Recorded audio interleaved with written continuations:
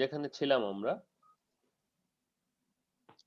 যে বলা হচ্ছে যে কি অবশ্যই সেটা কমপ্লিটলি যেন ভেজা থাকে বা একই কন্ডিশনে থাকে সেটা বুঝতে হবে, না হলে আবার কোনো জায়গায় ডিসাইজিং হবে, কোথাও হবে না। এরপরে আসবে অ্যাসিড স্টেপিং। আসলে নামই অনেক মাহাত্ম্য বহন করে থাকে। অ্যাসিড স্টেপিং এর ক্ষেত্রে কি বলা হচ্ছে 0.5 থেকে 10% ডাইলিউট সালফিউরিক অ্যাসিড সলিউশনের HCl অ্যাসিড ব্যবহৃত হয় 40 থেকে 60 ডিগ্রি সেন্টিগ্রেডে মোটামুটি 4 থেকে 6 ঘন্টা প্রিজার্ভ করতে হয়। অ্যাডভান্টেজটা কি বলা হচ্ছে, the amount of size remove is comparatively greater and sizing obtain not possible to Singh. এখানে সিঙ্ক হওয়ার কিন্তু কোনো সম্ভাবনা থাকছে না। ডিসঅ্যাডভান্টেজটা হচ্ছে যে very risky process due to the hydrolytic degradation will occur with fall strength of cotton. আমরা জানি যে কটন কিন্তু আমাদের ইয়েতে অ্যাসিডে দুর্বল, ডাইলুট হয়ে যায়, সলিউবল হয়ে যায়, তাই না?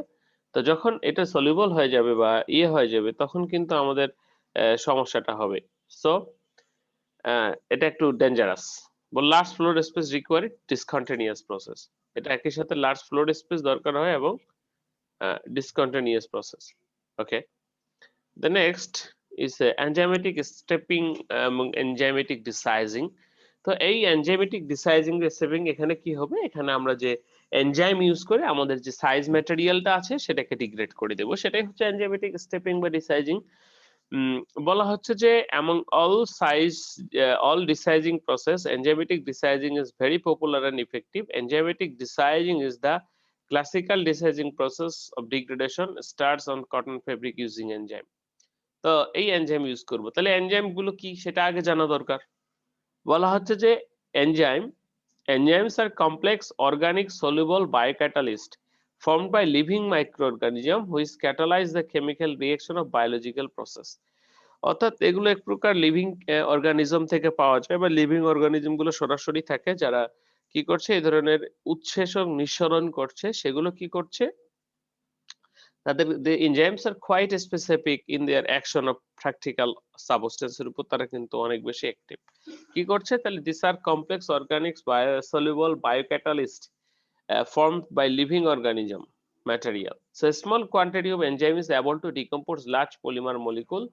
আমরা যে খাই আমাদের পেটের ভিতরেও কিন্তু এনজাইম পড়ে, এই এনজাইম কিন্তু পাচক রসের সাথে কি করছে আমাদের ইয়েগুলোকে করছে, আমরা পলিমার ম্যাটেরিয়াল বা যেগুলো খাই না কেন সেগুলোকে কিন্তু ভেঙে দিচ্ছে। So amylase are an enzyme and that hydrose and reduce the molecular weight of amylase and amylopectin of molecule in starch, rendering it water soluble and a best of the fabric। দেখো এখানে সাধারণত ডিসাইজিং এর ক্ষেত্রে এক একটা বিভিন্ন প্রকার cellulose টেক্সটাইলে ব্যবহৃত বিভিন্ন প্রকার এনজাইম টেক্সটাইলে ব্যবহৃত হয়, সেই সমস্ত এনজাইমের স্পেসিফিক কাজ রয়েছে প্রত্যেকটার। যেমন আমরা যদি বলি সেলুলোজ এনজাইম, এটা সাধারণত কি করে আমরা বায়ো পলিশিং এ দেখেছি, কি দেখেছি যে এটা সাধারণত সেই ফেব্রিক সারফেসের যে প্রজেক্টিং ফাইবারটা বা সেলুলোজটা আছে সেটাকে খেয়ে ফেলে।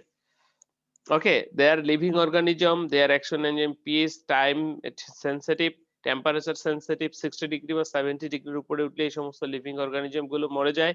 বেসড অন প্রোটিন বলা হচ্ছে main function is formation of starch, fermentation of starch পচিয়ে ফেলবে Gajan, soluble water but insoluble in acidic and alcohol, no risk of hydrocellulose forming during peeling।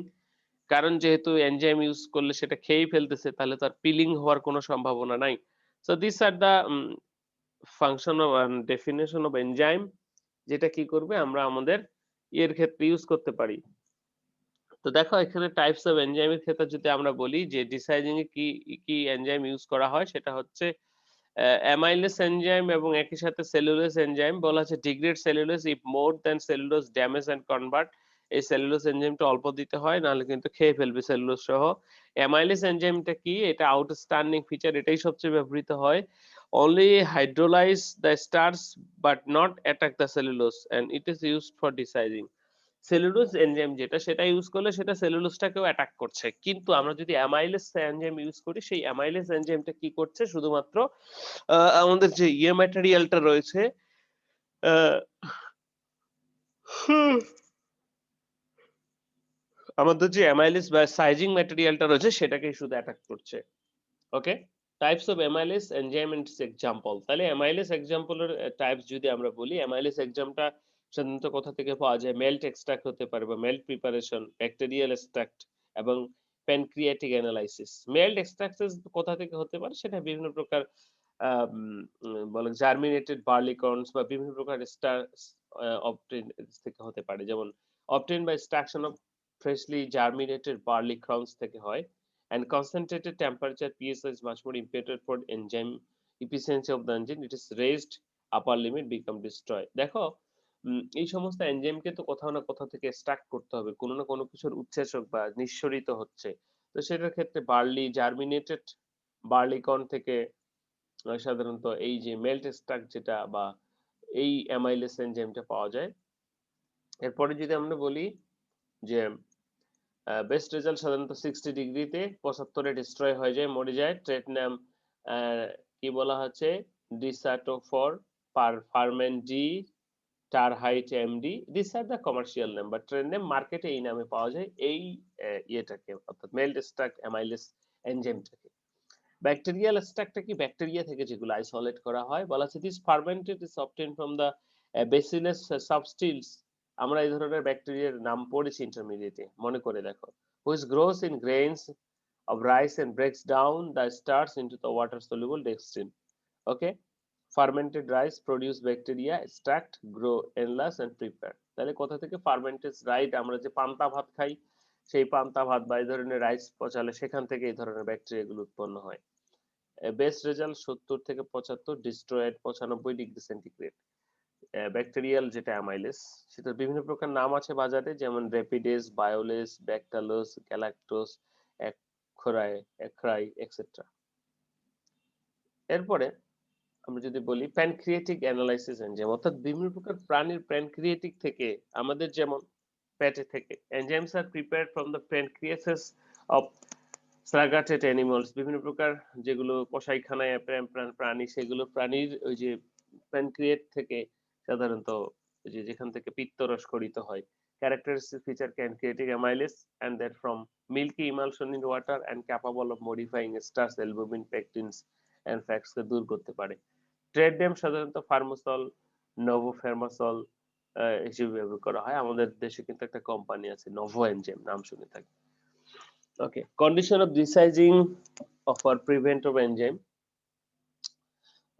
যেটার অ্যামাইলেস প্র্যাকটিসের মোটামুটি যে প্রপার্টিজ গুলো বাইরে বললাম সেটা এখানে বলে দেওয়া হয়েছে একত্রিত করে। পি সাধারণত এটা থাকে 6 থেকে 7.5, 5 থেকে 5 এবং 6 থেকে 7.5, মোটামুটি 0.11 গ্রাম পার লিটার অথবা 1 গ্রাম পার লিটার দিলেই হয়ে যায়। এরপরে আসবো আমাদের নেক্সট, সেটা হচ্ছে অক্সিডেটিভ ডিসাইজিং। অক্সিডেটিভ ডিসাইজিংটা কি আমরা শেষ করব। অক্সিডেটিভ ডিসাইজিংটা হচ্ছে বিভিন্ন প্রকার অক্সিডাইজিং এজেন্ট ইউজ করে আমাদের এই স্টার্চ ম্যাটেরিয়ালটাকে ভেঙে ফেলা, সেটাই হচ্ছে অক্সিডেটিভ ডিসাইজিং। অক্সিডেটিভ ডিসাইজিং এর ক্ষেত্রে আমরা বিভিন্ন প্রকার কেমিক্যাল ইউজ করে থাকি। First of all hydrogen peroxide হতে পারে, সোডিয়াম ব্রোমাইড। হাইড্রোজেন পারঅক্সাইড আমরা মোস্টলি ব্লিচিং প্রসেস ইউজ করি। Sodium bromide, sodium potassium phosphate, sodium chloride, oxy monosulphuric acid, এগুলো সাধারণত ইউজ করা হয়। অর্থাৎ কি, অক্সিডেশনের মাধ্যমে আমার স্টার্চটাকে রিমুভ করবে। অ্যাডভান্টেজটা কি, supplementary cleaning effect, effectiveness for tapioca starches, no loss effectiveness due to enzyme poisons, এ ধরনের কোনো নাই, লস নাই। ডিসঅ্যাডভান্টেজটা কি, some oxidative designing include possibility fiber attack damage the cellulose and aggressive chemical, less variety of application method, এবং these chemicals are dangerous. For this reason oxidative টা মোটামুটি avoid করা হয়। Now the final stage A assessment of designing দিয়ে শেষ হবে। কিভাবে assess করব যে আমার এটা হয়ে গেছে ডিসাইজিং অথবা হয়নি। তো সেটার জন্য খুবই একটা সুন্দর টেস্ট রয়েছে। সেটার জন্য একটা রিএজেন্ট প্রিপারেশন করতে হয়। যেমন 10 গ্রাম পটাশিয়াম আয়োডাইড 100 মিলি ওয়াটারে প্রথমে দিব, চুবাবো, দেন 0.6358 গ্রাম আয়োডিন সেখানে যোগ করব।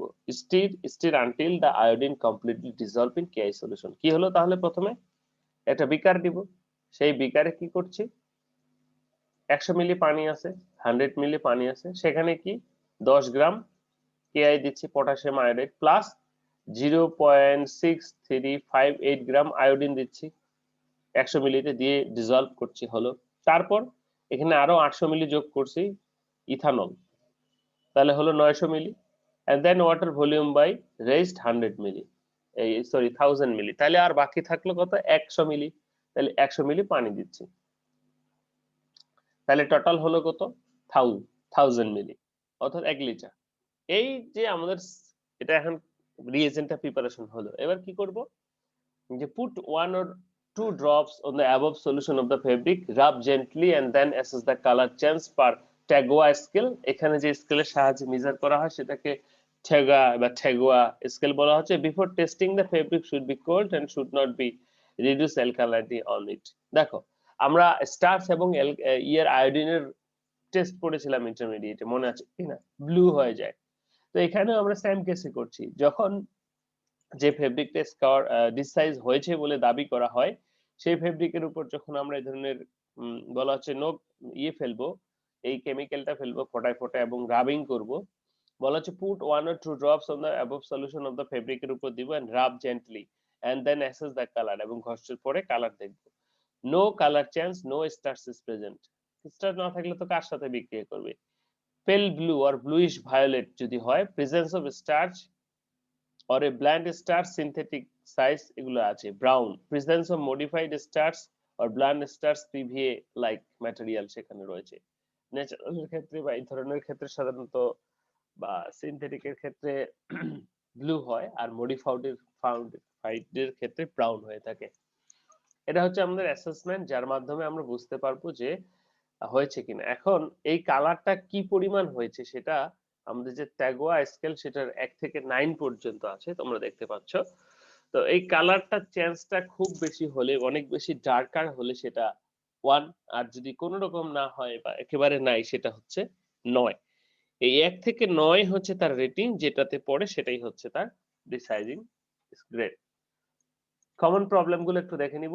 ইনকমপ্লিট ডিসাইজিং, তারপরে হচ্ছে uneven desizing, length wise width wise হতে পারে, এবং আনইভেন ডিসাইজিং যেটা র্যান্ডমলি হতে পারে। তো এই ছিল আমাদের আজকের লেকচার অ্যাবাউট ডিসাইজিং। তাহলে আমরা যদি প্রথমে একটু চলে যাই, প্রথমে আমাদের যেটা ছিল সেটা হচ্ছে সাইজিং এবং ডিসাইজিং। সাইজিং মানে হচ্ছে আমাদের ওয়ারপিএন গুলোতে size material, starch material apply করা, সেটা আমরা সাইজিং হিসেবে নাম জানি।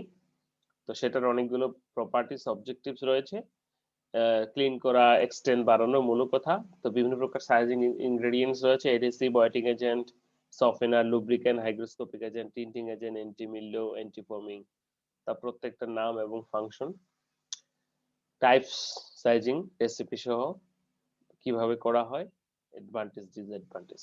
ডিসাইজিং সেগুলোকে তুলে ফেলবো, কিভাবে করা হয়, কোন কোন ফ্যাক্টর জড়িত। রডের ক্ষেত্রে পচাবো পানি দিয়ে, অ্যালকালি অ্যালকালি থাকবে, অ্যাসিড অ্যাসিড থাকবে, এনজাইম এনজাইম থাকবে। এনজাইমের ক্ষেত্রে অ্যামাইলেজটা বেশি ব্যবহৃত হয়। অ্যামাইলেজ 3 প্রকার, 3 জায়গা থেকে পাওয়া যায়, উদ্ভিদ থেকে, প্রাণী থেকে, ব্যাকটেরিয়া থেকে, সেটারই 3টা পার্ট। এবং অক্সিডেটিভ ডিসাইজিং যখন কেমিক্যালের মাধ্যমে করা হয়। অ্যাসেসমেন্ট করব কেমিক্যাল প্রিপারেশন করে। তো এই ছিল, এবং সেই সাথে কিছু কমন প্রবলেমস রয়েছে, নামগুলো পড়বা, কুজেস রেমিডিস যদি মনে থাকে। ওকে, তো এখন বলো তোমাদের কোথায় কারো কোনো প্রবলেম কিনা, আমরা সেটা নিয়ে আলোচনা করি।